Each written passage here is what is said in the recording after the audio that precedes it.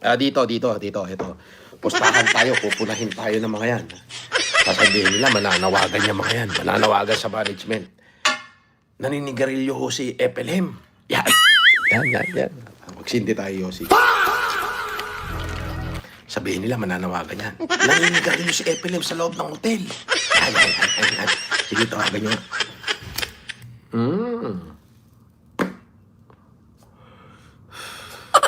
Kinda ko Yossi, oh. Tawagan nyo na. Ay, maganda to. May ashtray pa. Papakita ko na yung ashtray. Tatawag sila. Kukwestiyonin na naman. Bawal bang pwede ho bang manigarilyo sa loob ng hotel?